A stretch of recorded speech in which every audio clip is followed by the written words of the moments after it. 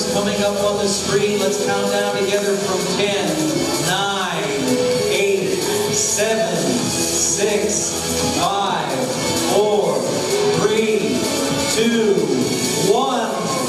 Let's worship. Amen. Give the Lord a hand this morning. Praise God. You know, as we begin this morning, I was thinking this week about, we have your attention, please. As we begin this morning, I was thinking about King David, and when he erected the Tabernacle of David, which, whether you realize it or not, is a type of the church age. You know, in the Tabernacle of Moses, the presence of God, or the Ark of the Covenant, which was a type of Jesus Christ, was kept behind the veil of the temple, and only the high priest had access to him. Well, in the Tabernacle of David, the Ark of the Covenant was set right out in the midst of the people, where everyone had access to him. I'm here to tell you today, you have access to Jesus Christ today. Amen. You can worship him in spirit and truth. You can give him your heart. And you can experience his love. You can experience the flow of his life into you today. You can experience his deliverance if you have struggles in your life. He's here in power and he's here in glory. Because wherever two or more are gathered in his name, he's in our midst. And at that dedication of the Tabernacle of David, when they brought the Ark of the Covenant into the tabernacle and placed it, David had written a song or a psalm that is recorded for us in 1 Chronicles 16. And it starts with, "Oh, give thanks to the Lord, call upon his name, make his deeds known among the peoples. Sing to him, sing psalms to him, talk of all of his wondrous works." That word for give thanks is the Hebrew word yada, yada. And it's an extension, a lifting of the hands to the Lord in worship, in praise, and in thanksgiving. Amen? And so it's perfectly acceptable this morning as you worship the Lord with a heart full of gratitude to him to lift your hands to the Lord in worship. Amen? Now there's another Hebrew word which was todah, which means to extend the hands in expectation. We're expecting to receive something from God. Either one of those ways of extending, lifting your hands to the Lord are perfectly acceptable. Amen? Stand on your feet with us this morning, and we're going to read some verses from the song that David wrote in 1 Chronicles 16, beginning with verse 23 through 29. Let's read together. "Sing to the Lord, all the earth. Proclaim the good news of his salvation from day to day. Declare his glory among the nations, his wonders among all peoples. For the Lord is great and greatly to be praised.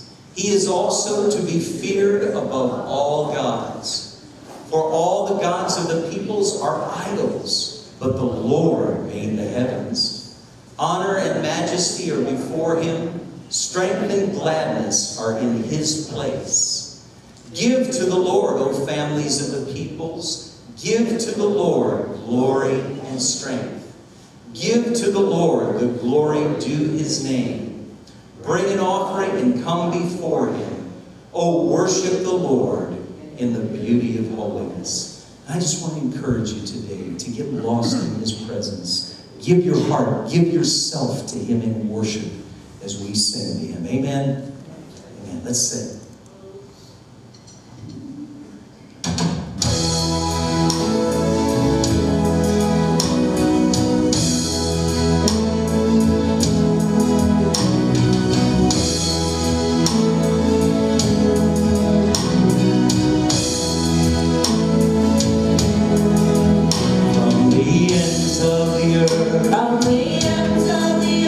From the depths of the sea,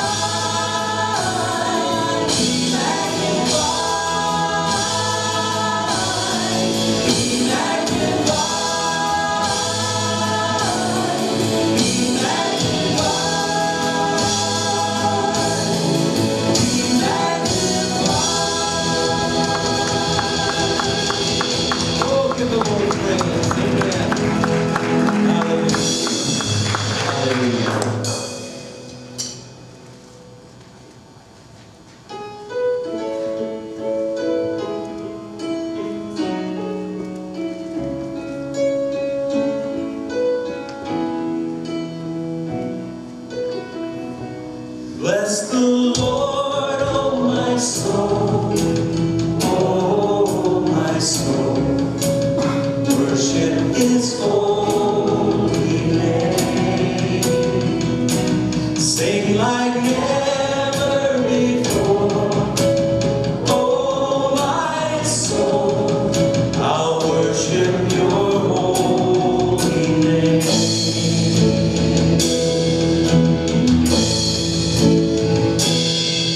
The sun comes up, it's a new day dawning. It's time to sing Your song again. Whatever may pass and whatever lies before me, let me be singing when the evening comes. So bless the Lord.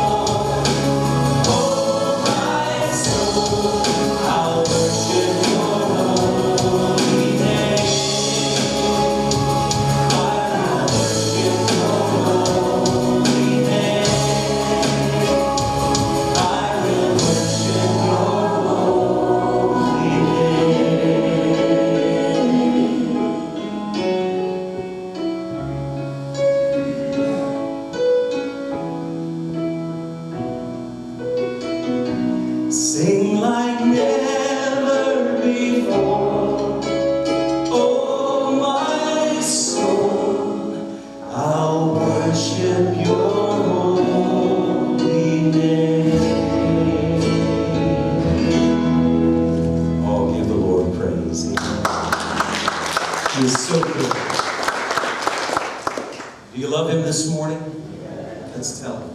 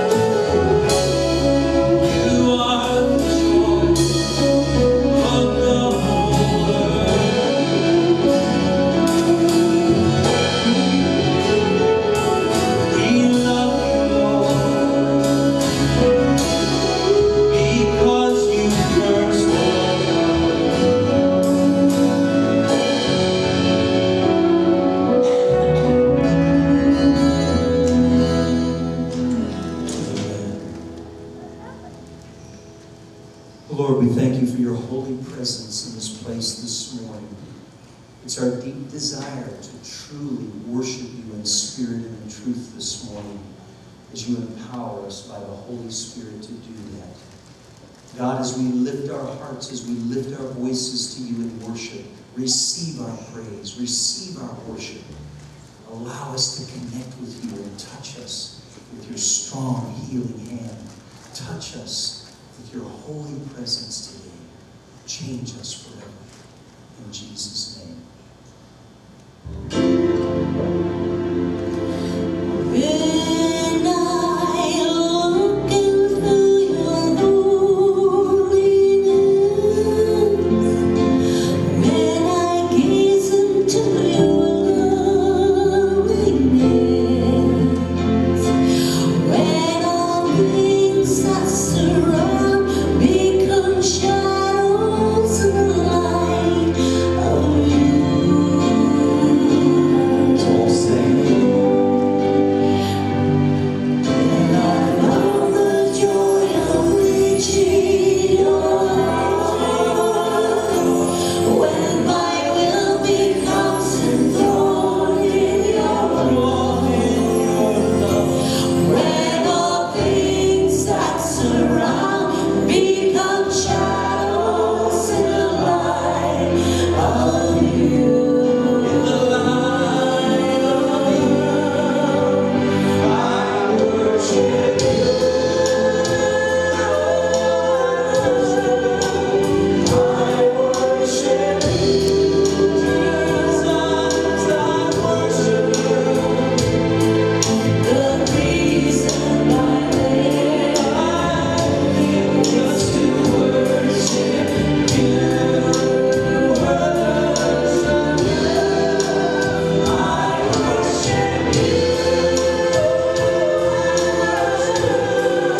I worship you. The reason I live is to worship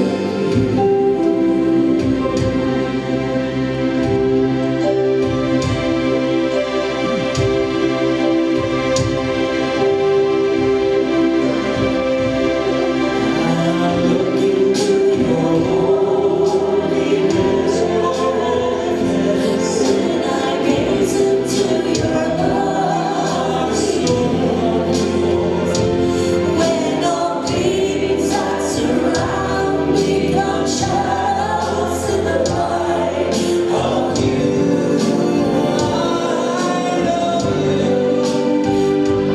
When I found the joy of reaching your heart, when my will becomes enthroned in your throne, when all things that surround become shadows in the light of you.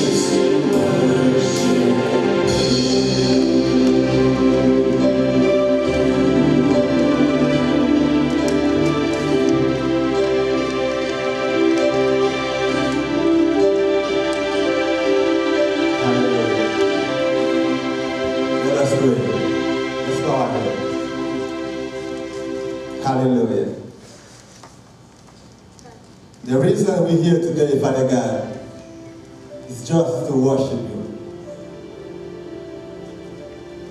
Heavenly Father, we come to you today, Lord, in Jesus Christ. We rejoice in you. And we give you thanks for everything that you've done, Father God. For everything, we give you thanks. But most of all, we give you thanks for who you are. Hallelujah. Thank you, Lord, for the salvation through the blood of Jesus Christ. Thank you, Lord, for coming to our world and becoming one of us. Hallelujah. And for that reason, we have hope of eternity with you and with all those that have gone already. We worship you, Father God. We bless your name. Every praise, Father God, is to you. Thank you, Lord, for leading us as a church. Thank you, Lord, for the plan of program that you put in the heart of the leaders. And I pray, Father God, that you would continue guidance, Father God. Pray for your continual guidance, Lord. Hallelujah. Thank you, Lord, for the wisdom, and for understanding, Father God, that you give, that enable us, Lord, to reach out to you. And we know that you already reach out, Father God, reaching out to us. We bless your name, Lord. We bring to you, Father God, the needs of our people, Lord. Some of them, Father God, have special burdens and concerns. Maybe nobody in this congregation, maybe nobody in this room knows, but you do. And you can do something, Father God. Not only something, but you can do all things, Father God. Because you said, in your word, all things is possible, Father God. And you said, Lord, all power has been given to you, on earth as it is in heaven, Lord. Hallelujah. Many have physical needs. And they looking to you, Lord. And we pray for healing. We pray, Father God, for miracle today. Hallelujah. Some have spiritual needs. They have been defeated, Father God, and succumb to temptation. They seek, Father God, for your forgiveness. Hallelujah. We believe, Father God, that you are the God of all grace. Hallelujah. In our hope, our belief, our trust, our confidence, Father God, are in you. We bless your name, Lord. And we pray right now for Pastor Jose, Lord, as you're going to bring your message today. You help him, Lord, in the preparation. Father God, right now, we pray that you will anoint him with the divine power, Lord. May we all hear, Father God, you talking to him, to us, through him, Father God. We pray this, Father God, with thanksgiving in the strong name of Jesus Christ. Amen. Amen.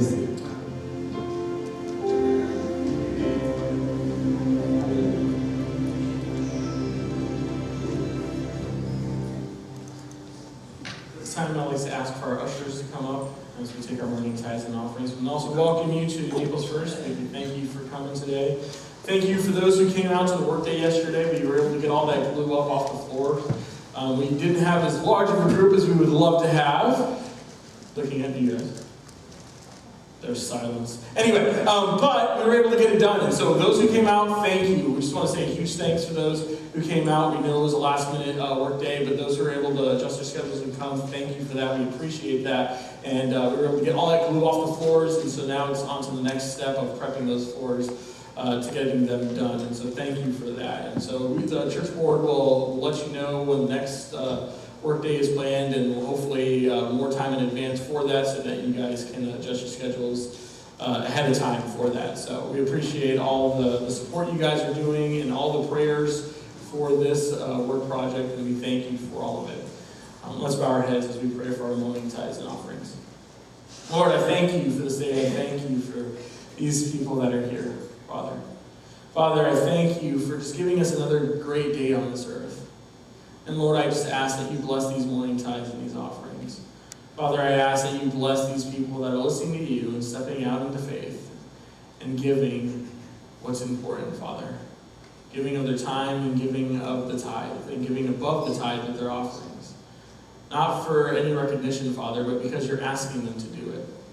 And so they're listening to you and listening to the call that you're putting on their heart, and they're doing it. And so we thank you for that, Father. And we ask that you bless them. And Father, we ask that you bless us as a church family and help us to be wise with what you're giving us and to manage the funds wisely and just be with us.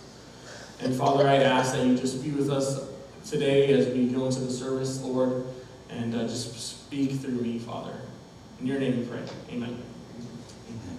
Sing this prayer with us this morning. Lord, we need your grace and mercy.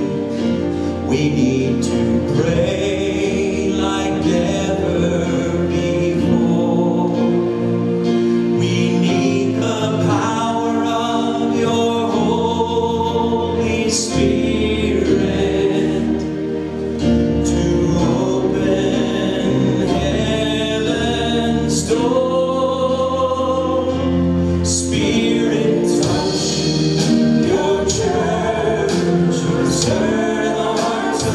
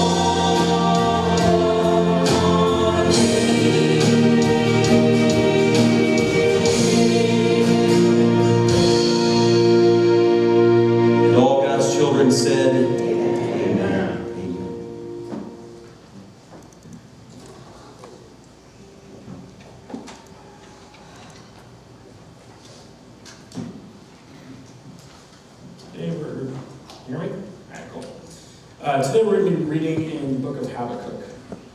I didn't make it up. It's a real book of the Bible. Some of you may not know it's there. It's okay.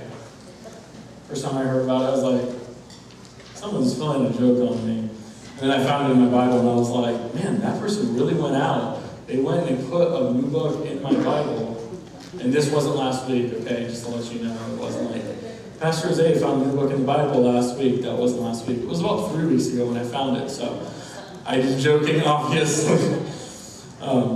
I just want to clarify one thing. I wasn't like trying to call out. I realized with the way I said the announcement, it probably sounded kind of mean. And I wasn't like trying to say to be mean on people not coming and helping out. So those who came out and helped, thank you for that. And I understand that a lot of you guys have stuff at the beginning of the summer with families and grandkids in town and doing that stuff and spending time with your families.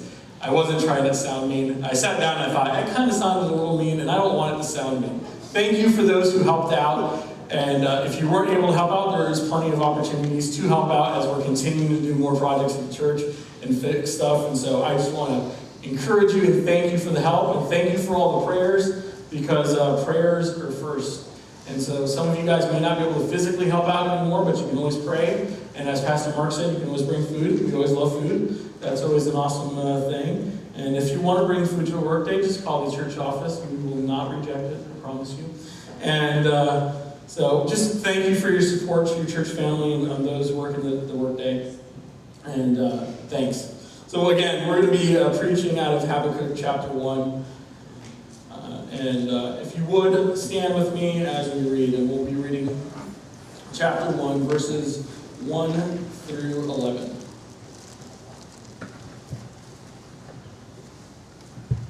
This is the prophecy that Habakkuk the prophet received.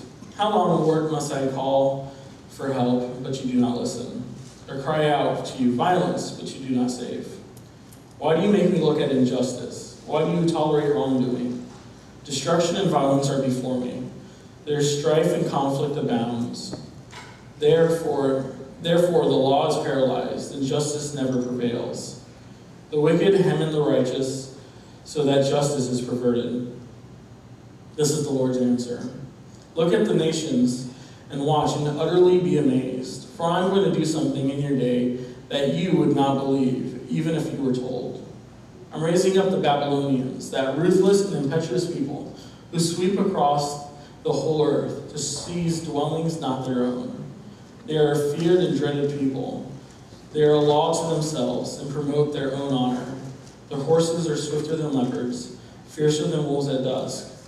Their cavalry gallops headlong, their horsemen come from afar.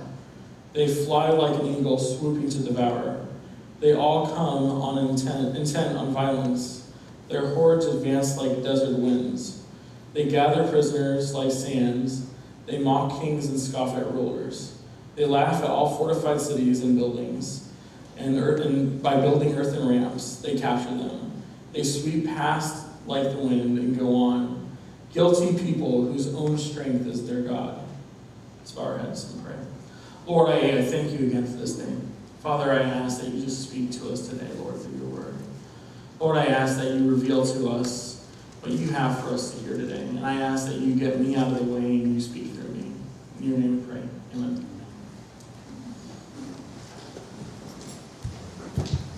Habakkuk is one of the 12 minor prophets in the Old Testament. He's in the time of Israel when Israel had turned their back on God. And here he is, we see a guy that is seriously troubled with what's happening to his nation. In the NIV, the title is Habakkuk's Complaint. He's complaining to God. It's a complaint prayer. He's complaining to God on all the stuff that's happening. And so we see him, he sees everything that's happening to his nation, to his people, and he goes, God, I know you're a just God. Why are you allowing this stuff to happen? Why is this stuff happening? Injustice is rampant. There's evilness everywhere. Your people have turned their back on you. And yet it seems like you're silent. What are you doing? And an honest prayer.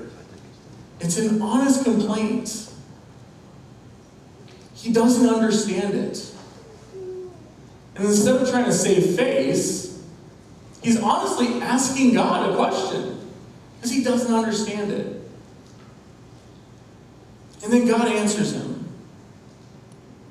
And the way God answers him is not the way that Habakkuk expects. It's nowhere near the way he thought it would be. The way that the Lord answers him is, yeah, I see what's happening. And I'm raising up the Babylonians. And there's punishment coming for the Israelite people. They're going to turn back, but there's punishment coming. And Habakkuk has to realize and come to the fact that it's the Babylonians that are going to come and bring this punishment. Can you imagine that? It's not exactly the way he thought it was going to happen. It's not the way that he thought that it would go. As I was studying for this sermon this week, I looked at the world, and it seems like it's crazier and crazier as you watch the news more and more. It seems like we're on the brink of war constantly. It seems like everything is just upside down. East is west, west is east, north is south, black is white. I mean, nothing makes sense anymore. Our financial system doesn't make sense. Our home lives don't make sense. Nothing makes sense. Truth doesn't make sense.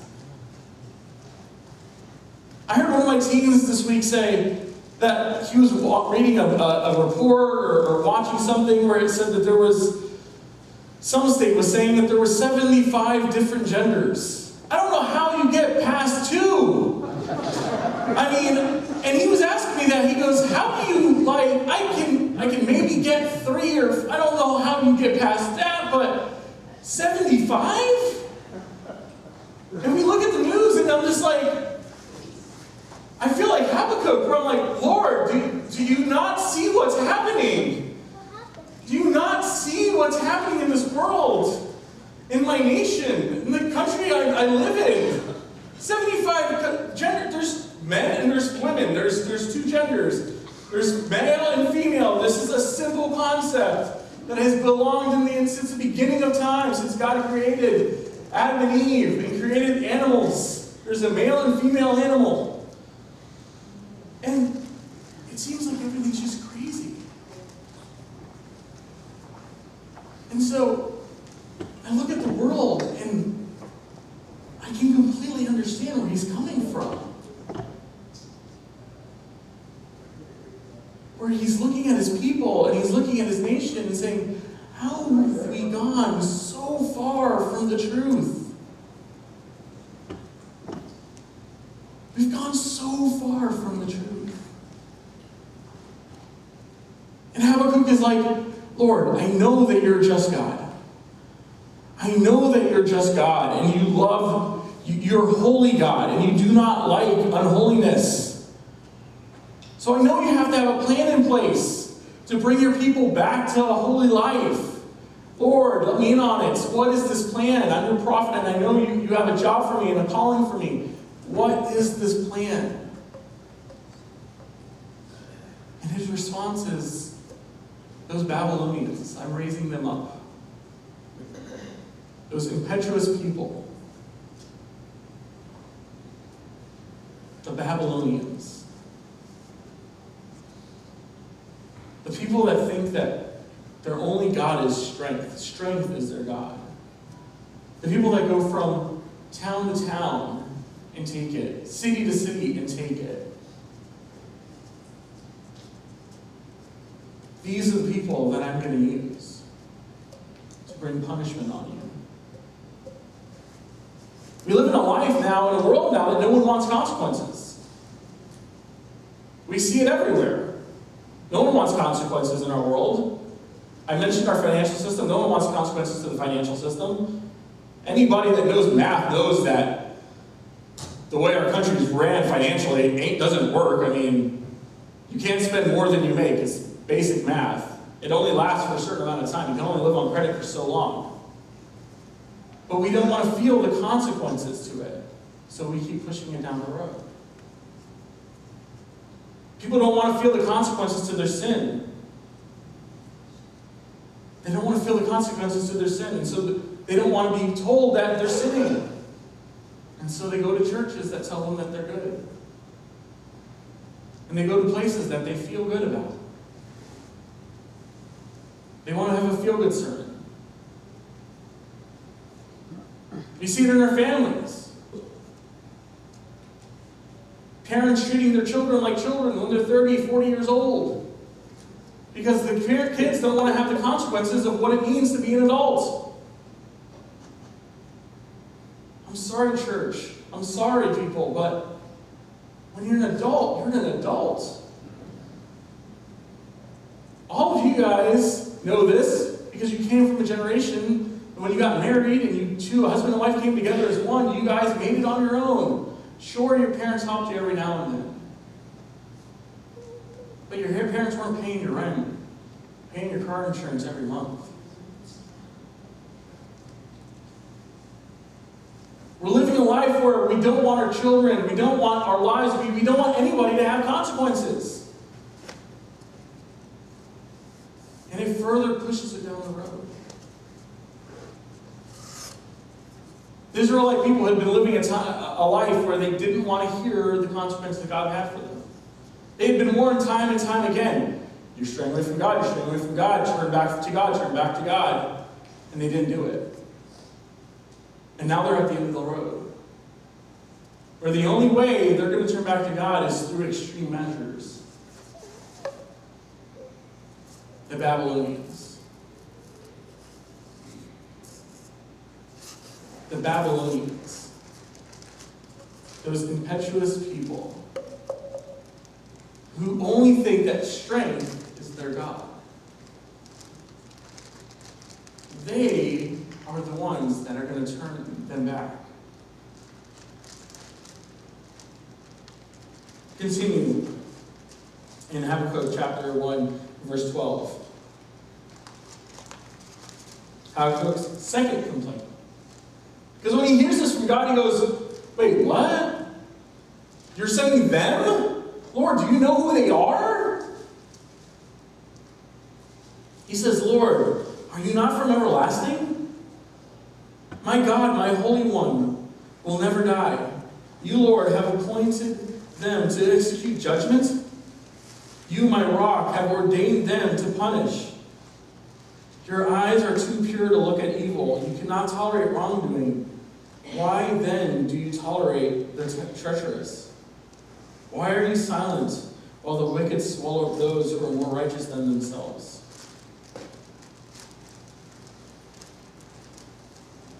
Habakkuk's, he's lost. He doesn't get it. He doesn't understand why God would appoint them, would use them to bring his people back.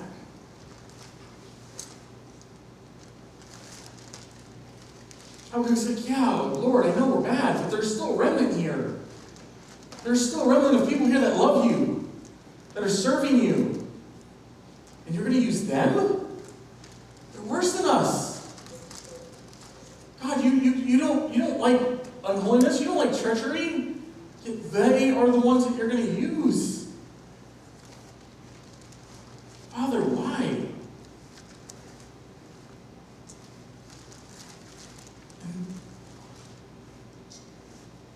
Can you imagine the way he was torn? Torn because he knew he had a job to do. He had a job to do from God. Yet while also trying to help his people. While he knew what he had to do and tell the people, but at the same time, trying to defend his people.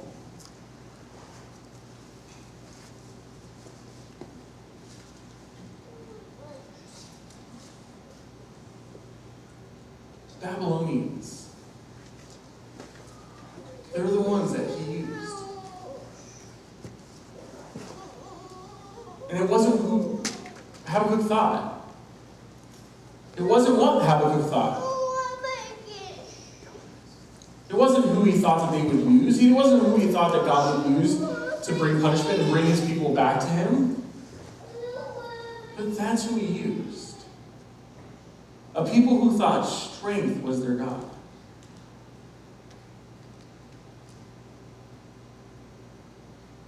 It's kind of scary, isn't it? I think as the church and as, Americans, sometimes we think we can never, we'll always be this. We'll always be this country. God will never turn his back on us. And while I'm not saying that we're that far gone, where God is going to send another nation in, we have to be careful, church. We have to take the job that the Lord has given us seriously. Because if we continue to push the can further and further down the road and put other things in front of the call that the Lord has given us, the world becomes darker and a darker place.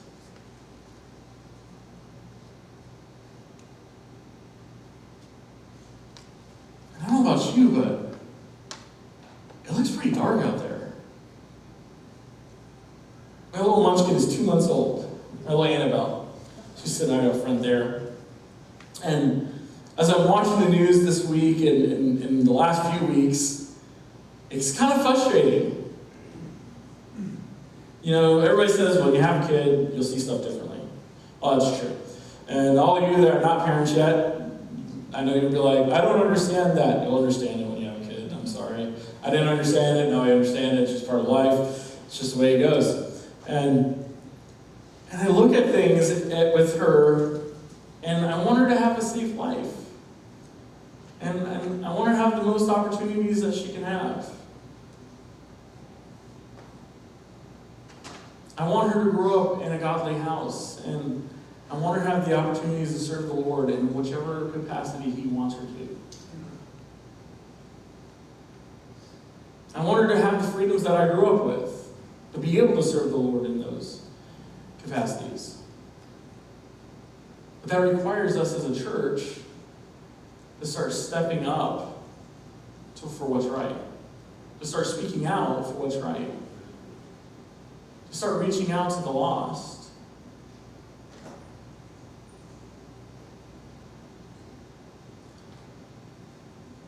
The Lord called those people to be set apart. He set the Israelites apart for a reason, to be an example to the world of what it was to be a holy nation.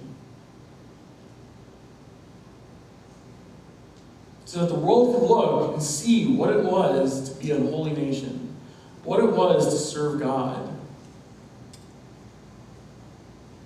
And time again, they would get distracted. And they would lose their way. They would get lost. Their nation would go dark for a time. And the Lord would have to punish them and bring them back. And then they'd wake up. But I think the good thing about this is the Lord always gave them another chance. He always extended grace to them.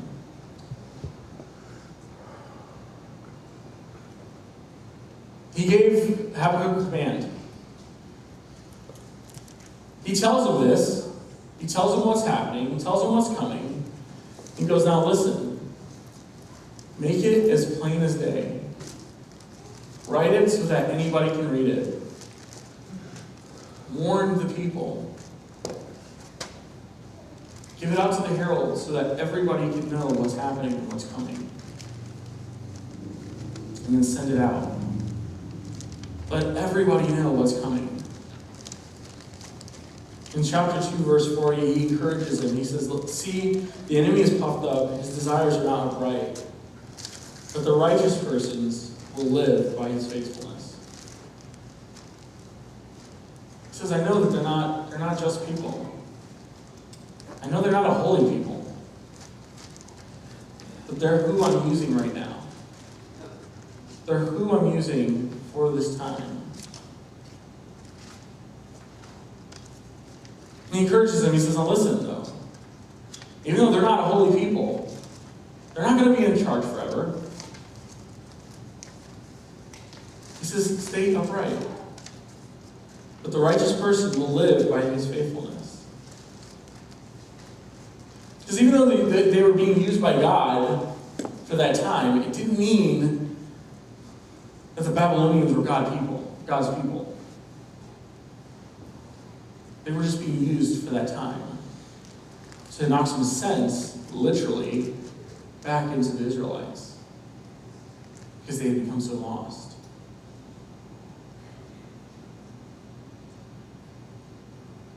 I love Habakkuk's response to all of this. One of my favorite parts of this book is, one, it's not the size of the book. It's only 3 chapters. That's not the reason why I love this book, because it's only 3 chapters, and you can read it in like a day, literally probably 20 minutes under. That's not the reason. One of it is because you can see a dialogue between God and his servant. You see the honest dialogue between God and his servant. We see the honest complaints from Habakkuk. A complaint that I hear from coming out of my mouth sometimes. Not a complaint that I don't trust God, but an honest complaint of me just not getting it. And I think talking to the Lord and asking him questions, there's nothing wrong with that. I'm not questioning God's will or questioning what he's doing. If he chooses not to tell me, then that's cool. I still trust in the Lord. But sometimes in church, we have to voice what we're thinking out loud to the Lord. Church, if we're thinking it, then the Lord already knows what we're thinking. Sometimes we feel like we can't speak up and speak to the Lord and complain to the Lord the way Habakkuk is right here. Because in some way we're not being faithful. In some way we're questioning God's will, or questioning God's plan in our life. Well, church, I'm sorry. If you're thinking it, the Lord knows it. He knows what you're thinking. You're just being dishonest on the inside. Just talk to the Lord. Honestly question. Not out of disrespect, but just an honest asking. And that's what he's doing. He's like, Lord, I don't get it. I'm struggling with this, Father. I know that you're righteous and holy. Our people aren't holy. Our country's gone astray. I don't get this. Can you help me with it, Father? He can choose to answer. He can choose to be silent. But you continue to be faithful and trust. His response Habakkuk's response is, I think, epic. I'm not going to read the entire response, but just the ending. It's chapter 3, verse 16, to the end. It says, I heard, and my heart pounded. My lips quivered at the sound. Decay crept into my bones, and my legs trembled. Yet, I will wait patiently for the day of calamity to come on the nations invading us. Though the fig tree does not bud, there are no grapes on the vine. Though the olive crop fails, and the fields produce no fruit. Though there are no sheep in the pen, and no cattle in the stalls, yet I will rejoice in the Lord. I will be joyful in my God, my Savior. The sovereign Lord is my strength. He makes my feet like the feet of a deer. He enables me to tread on the heights. For the director of music on my string instruments. He's singing this prayer. He started off complaining, and at the end he's singing to God. Verse 18 and 19 are my favorite. Yet I will rejoice in the Lord. I will be joyful in God, my Savior. The sovereign Lord is my strength. He makes my feet like the feet of a deer. He enables me to tread on the heights for the director of music, my string instrument. Yet I will rejoice in the Lord. He just heard his nation is going to be destroyed. That the Babylonians were going to come and just take it over. And even though he had fear in his heart, he was going to trust in God. He was going to rejoice in God. He trusted in the Lord. Church, would we do that? If we found out today, or we found out tomorrow that our country was going to be destroyed, would we rejoice in the Lord?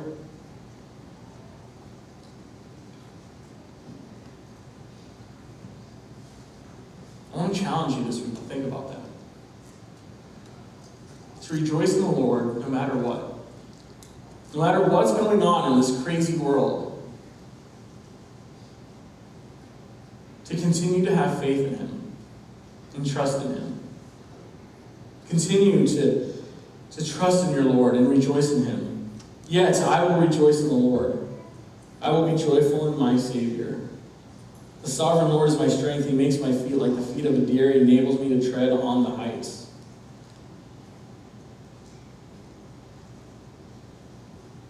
As I look at this crazy world, I start to think, and I kind of came to this conclusion. For me and my household, we will trust the Lord. The Lord has given me a job to do. He's called me to make believers of this world. To go and speak and let people know about Jesus. How Jesus is working in my life, how Jesus is working in the lives of others, and how Jesus can change their lives. I don't have time to worry about what's happening in this world. If war comes, it comes. Financial system crashes, it crashes. An asteroid comes from heaven. I don't think that's going to come, but I'm watching a show about that, so sorry. Whatever happens, I'm going to trust in the Lord. I'm going to rejoice in God. I'm going to rejoice in Him because He's giving me the strength to do what He's asking me to do.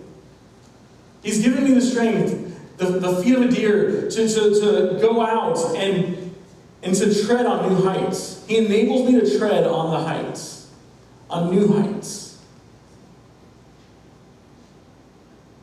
So my main goal in life is to let people know about Jesus. And while I'll still be working in this world, I'm still going to be an active participant in the world. I'm not going to worry about it. It happens, it doesn't, it doesn't. Because at the end of the day, I have a job to do. A job that my Savior is asking me to do.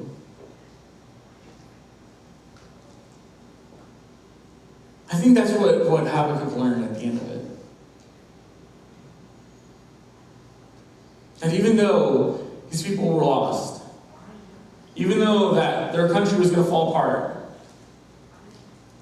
even though all that stuff was coming to be, that he had a job to do. But there were still people that he could let know. There were still people that could be changed through the message that God had given him. There were still people that could be saved. And so even though he was a little bit afraid of what was coming, he trusted in God. And he was willing to go out and let people know about Jesus. Well, not Jesus, but about the coming calamity. And I'm willing to go out and let people know about Jesus. I think that one of the things we also learn from this is that grace, the walls are never too thick for grace to pierce through. You're never too far away to be reached. The Israelite people were so far away from where they should have been. They had ignored time and time again of punishments and things that should have woken them up and brought them back to God. But there were still people there that could be woken up. There were still people there that could be shaken awake. There was people there that needed to know. But it required someone to do what Jesus was calling him to do. It required Habakkuk to do what the Lord was calling him to do.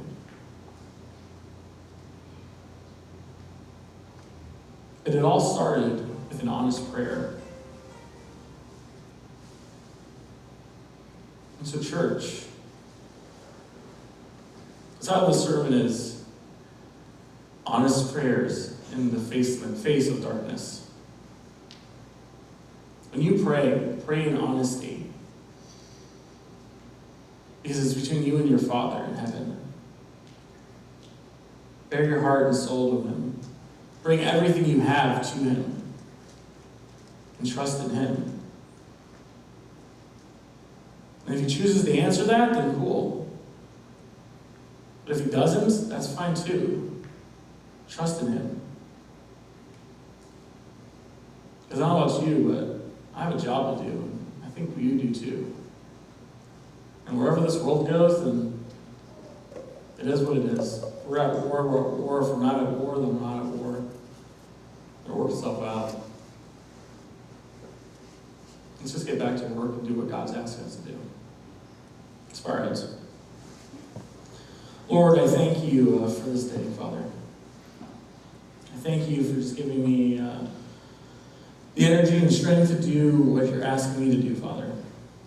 I thank you for just refocusing me on the call that you've put in my life and the job that you've given me.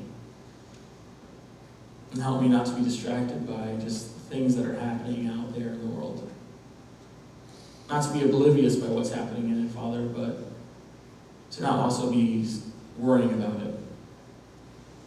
To trust in you. And to trust in you and follow you and just do what you're asking me to do, Father.